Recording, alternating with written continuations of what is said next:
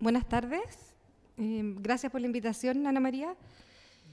Me corresponde hablar entonces de la primera parte, que es más básica de los biológicos en asma. Sobre todo me voy a enfocar a lo que es el nivel de acción. Recordarles que el asma bronquial es una enfermedad inflamatoria crónica que se caracteriza por obstrucción variable de las vías aéreas y que frecuentemente es reversible, ya sea espontáneamente o con los broncodilatadores. Clásicamente el asma se ha dividido en un asma extrínseca o atópica o alérgica, que uno puede evidenciar algún alergeno y que el mecanismo fisiopatológico ahí sería la alergia, y el asma intrínseca o no atópica, que tiene diversas etiologías. Esto se los muestro para que sea más gráfico y esquemático, pero la verdad es que esta división ya no corre porque, como va a hablar más adelante el doctor Antúnez, ahora los pacientes se dividen en múltiples distintos fenotipos. Entonces lo dividí yo como el asma extrínseca o atópica y la intrínseca, porque me voy a dedicar a hablar como de estas dos ramas, que son por otro lado las dos que se pueden bloquear con los biológicos que disponemos. Entonces el asma extrínseca o atópica, para que entiendan, tenemos que saber qué es la atopia. La atopia es la tendencia genética a producir anticuerpos del tipo IgE contra alergenos ambientales, que pues, generalmente naturales en el fondo. ¿Ya? Una alergia a fármaco, por ejemplo, un paciente que tiene una IgE contra fármaco no es un atópico. Y cómo se demuestra, tiene que ser evidenciable también que tenga esta alergia, y eso es demostrando sensibilización, ya sea a través de un prick test o de una IgE específica. Entonces, la atopia, genéticamente el paciente tiene predisposición a ser una o más de las enfermedades, valga la redundancia, atópicas. Entonces, no tenemos solamente el asma bronquial extrínseca, sino que también rinitis alérgica, conjuntivitis, urticaria, angiodema, etc. Entonces, ¿cuál es el impacto de la IgE en la patogenia del asma alérgica? El asma alérgica todo parte con la IgE. Tengo que contarles que la IgE participa. Para producirse la IgE y que se vean sus mecanismos efectores, lo primero es contarles que existe una fase preclínica o fase de sensibilización, que es la que vemos aquí, y luego la fase clínica, en que hay respuestas del tipo inmediata alérgicas, y también la IgE va a ir haciendo un driving o derivando que esta inflamación aguda que en un inicio genera finalmente sea también responsable en gran parte de la inflamación crónica y de la persistencia entonces de la patología. Entonces, primero ver la fase de sensibilización alérgica, en qué consiste. Nosotros tenemos el alergeno. Imaginémonos que este es un paciente que tiene asma alérgica por pólenes. Si el alergeno es el polen, se va a detectar un epítope, que es el que genera la respuesta inmune, por una célula dendrítica que va a hacer una presentación antigénica a un linfocito T que se llama naive o virgen.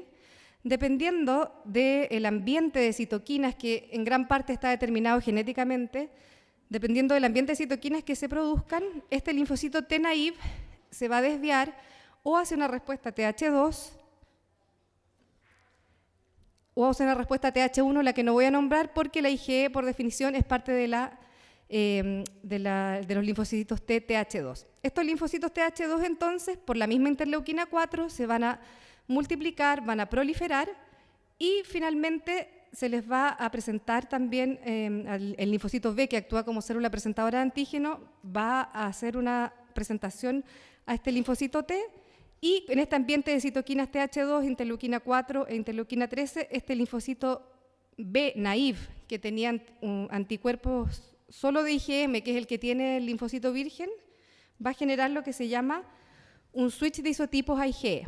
Ya nosotros, cuando tenemos linfocitos B vírgenes, también dependiendo de las citoquinas del ambiente, el linfocito B efector va a producir o más IgG o más IgA, etc. Y en este caso, en los individuos atópicos, gracias al predominio de citoquinas interleuquina 4 y 13, la tendencia va a ser a producir IgE, que son estos anticuerpos, y que en esta fase de sensibilización, que es subclínica, o sea, que es asintomática, lo que hacen estas IgE es que se van a ir posando sobre los mastocitos hasta un punto que se encuentren nuevamente con el alergeno y se genere la fase efectora.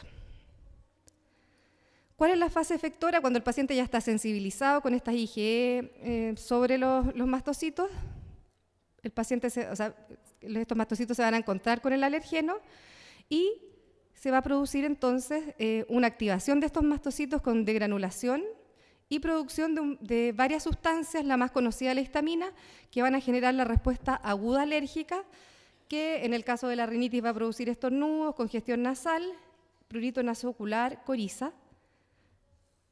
Eso es inmediato. Y también existen, bueno, y a nivel también la histamina a nivel bronquial, que es lo que estamos hablando en realidad, va a producir broncoconstricción. Luego otros mediadores lipídicos como los leucotrienos, que también tienen que ver con la broncoconstricción, y luego de varias horas nuevamente estas citoquinas TH2 vuelven a aparecer, esta vez para hacer un reclutamiento de células para la fase más tardía, que generalmente son células de predominio de eosinófilo. Entonces acá tenemos la primera parte, la fase aguda de la respuesta mediada por IgE, en que la estrella aquí de las células serían los mastocitos, y luego con el tiempo se va amplificando esta inflamación, principalmente gracias al eosinófilo.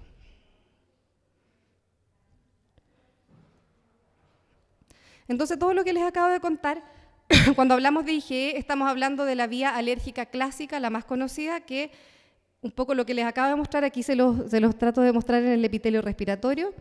El paciente que está sensibilizado ya a cierto alergeno, el alergeno va a penetrar a nivel del epitelio bronquial, va a llegar a la célula presentadora de antígeno, donde se van a producir estas citoquinas TH2, lo que ya les nombré, la interleuquina 4, que va a hacer que el linfocito B haga el switch de isotipos a IgE, para que después esta IgE sea protagonista en la fase efectora.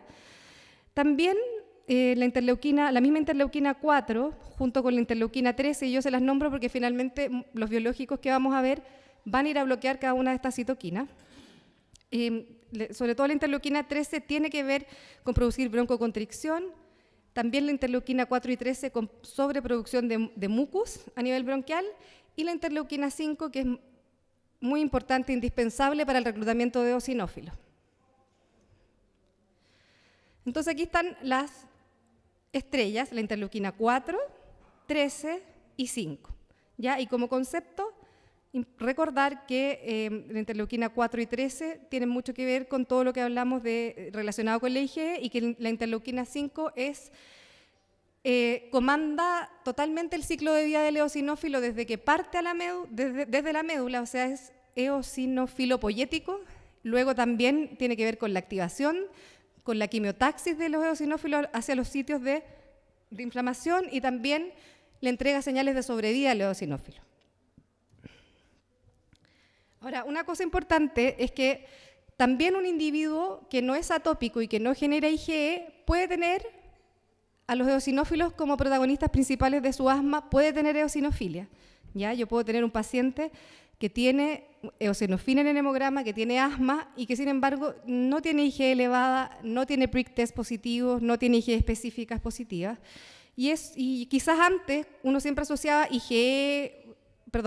eosinofilia asociado a IgE, asociado a atopia, pero ahora se ha visto que también los eosinófilos se pueden activar de manera independiente, y eso es porque algunos alergenos, incluso, y ni siquiera alergenos, sino que algunas noxas como bacterias, como el humo del tabaco, pueden activar directamente al epitelio y hacer que este epitelio estimule a unas células que son linfocitos, pero que son parte del sistema innato, ¿ya? Y las estimulan directamente. Entonces no hay necesidad de presentación antigénica. Y estos nuocitos o linfocitos innatos lo que hacen es producir directamente, sobre todo interleuquina 5, lo que va a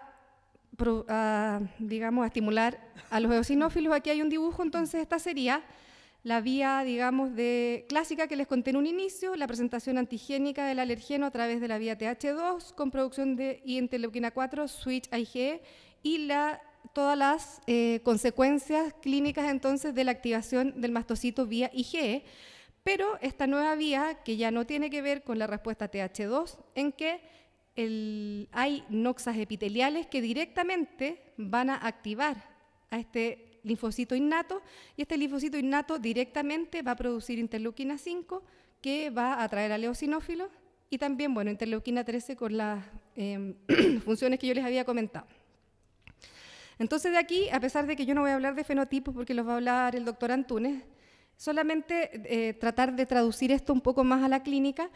Nosotros tenemos pacientes con asma severa que se pueden clasificar en aquellos pacientes atópicos, en que el sello es que se evidencia la sensibilización alérgica, pero también tenemos pacientes que no son atópicos y que también pueden tener una respuesta T2. ¿Qué quiere decir eso? En que también los protagonistas son nuevamente la interleuquina 13, 5 y en parte también la 4, pero en menor grado, y que predomina aquí lo más importante es la eosinofilia. Por otro lado también existen asmas severas que no son mediadas por citoquinas del tipo 2, ni atópicas ni no atópicas, y que se llaman T2 bajo, y aquí probablemente estas serían mediadas por neutrófilo. Entonces, lo que yo les acabo de mostrar, vía nuocitos y activación directa del epitelio, estaríamos hablando de este fenotipo.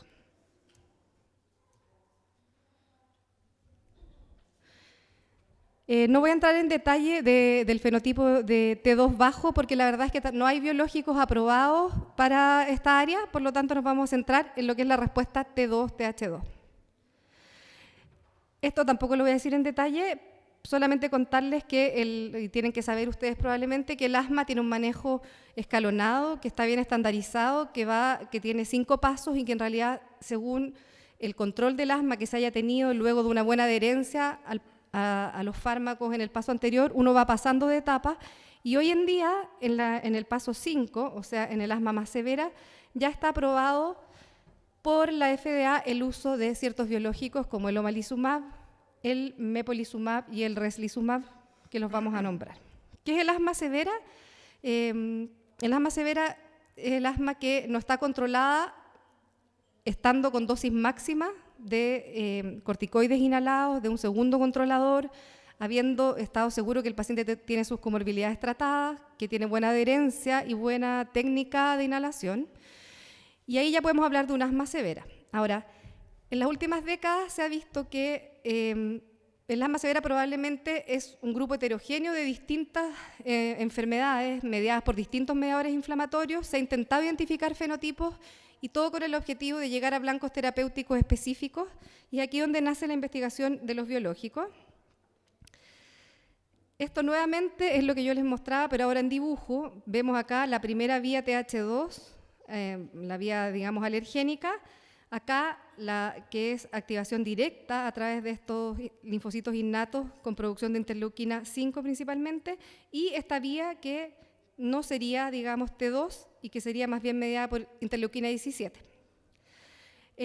Acá tenemos abajo en estos recuadros un poco esquemáticamente qué es lo que se ha intentado buscar para bloquear estas vías en el asma alérgica, ¿ya? Que sería esta de acá. Lo que tenemos disponible sobre todo es bloquear la IgE con el omalizumab, y también existen algunos fármacos en estudio para el bloqueo de interleuquina 13 y 4. En el asma eosinofílica no atópica, aquí, digamos, los más importantes son el bloquear la interleuquina 5 a través de algunos biológicos que vamos a ver, como el mepolizumab. ¿Cuáles son los biológicos que están, algunos disponibles y otros en estudio? Primero que nada, el bloqueo de la IgE, que el único fármaco aprobado es el omalizumab. Para el bloqueo de interleuquina 5 hay un poco más de herramientas disponibles. Está el mepolizumab, que bloquea la interleuquina 5, y el reslizumab, que bloquea la interleuquina 5, y el benralizumab, que bloquea el receptor de interleuquina 5. Estos fármacos son los que están disponibles a nivel mundial. Los que están aquí más abajo de bloqueo de interleuquina 4 y 13 están aún en estudio. Y en Chile nosotros disponemos solamente de 2 por ahora, que es el omalizumab y el mepolizumab, que ya están en uso clínico. El omalizumab es el primer fármaco hace ya muchos años aprobado para el tratamiento del asma, el primer fármaco biológico. Es un anticuerpo monoclonal humanizado que se une a la fracción AB libre de la IgE y evita entonces que se una a su receptor. ¿Cuáles son los mecanismos de acción del omalizumab?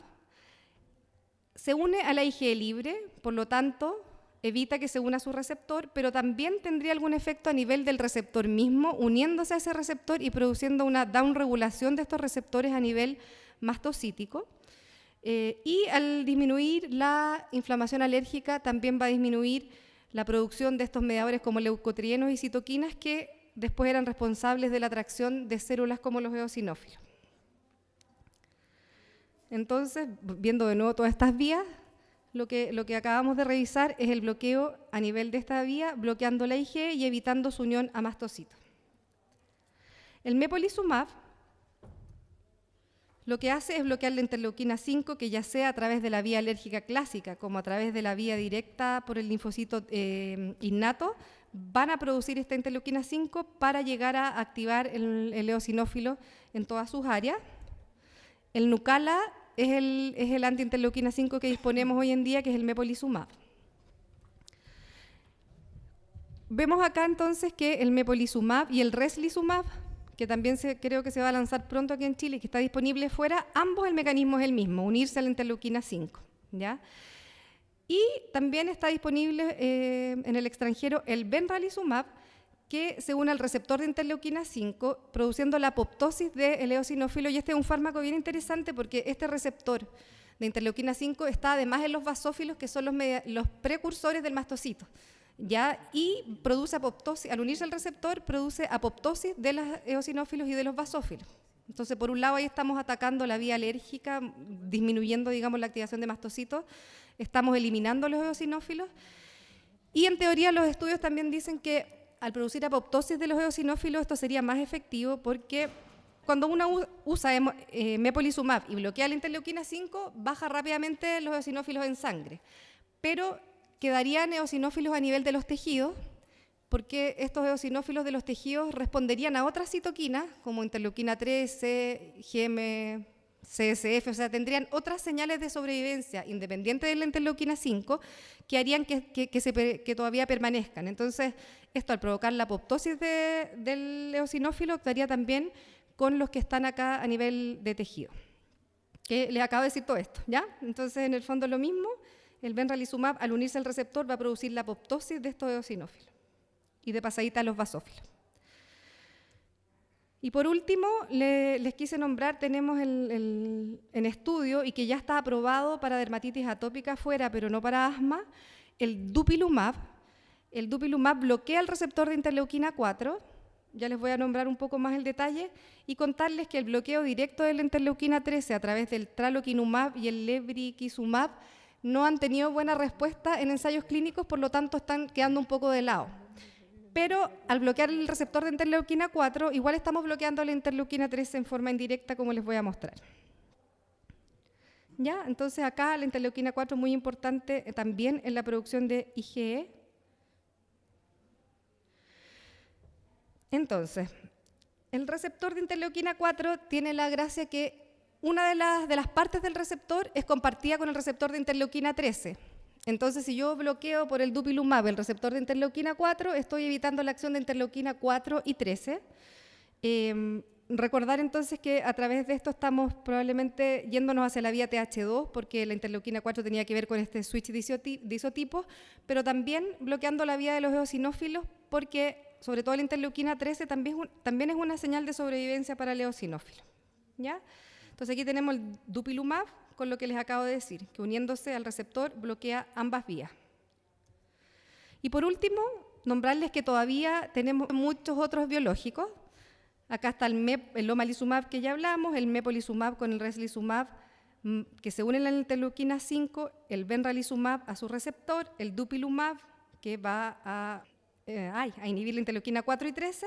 Y por último, lo podemos ver acá arriba que están en estudio más, como se dice, vía más cascada arriba, o sea, más en la señalización celular en forma más precoz, se está intentando inhibir cosas de esa manera, inhibir todo lo que viene para abajo, inhibiendo estas interleuquinas, principalmente esta es la más avanzada, que es el TCLP, que es el que va a activar ambas vías, tanto TH2 como T2, no TH2. Es el más prometedor, digamos, de los nuevos.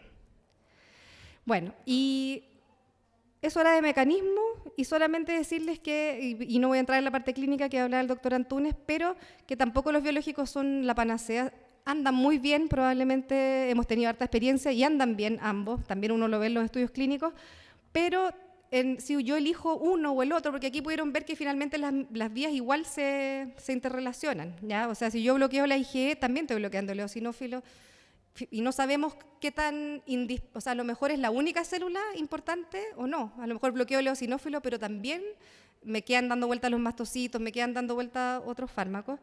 Entonces, bueno, eso finalmente, estudios comparativos clínicos no hay. Tampoco hay opciones para la inflamación no TH2. Se ha estudiado un poco lo que es inhibir la vía de interleuquina 17 que estaría aquí implicada, pero eso está muy en pañales. Tampoco hay biomarcadores por ahora que permitan decir elijo este o elijo el otro. Es verdad que con eosinofilia yo elijo probablemente el mepolizumab, pero el paciente candidato a omalizumab también va a tener eosinofilia. Y a pesar de que yo diría que esto con el omalizumab ya no es tanto porque lleva 20 años más o menos a nivel mundial y ha demostrado buena seguridad, todavía no sabemos qué va a pasar con estos biológicos en cuanto a la seguridad a largo plazo. Y eso sería todo. Muchas gracias. Gracias, doctora Ressler.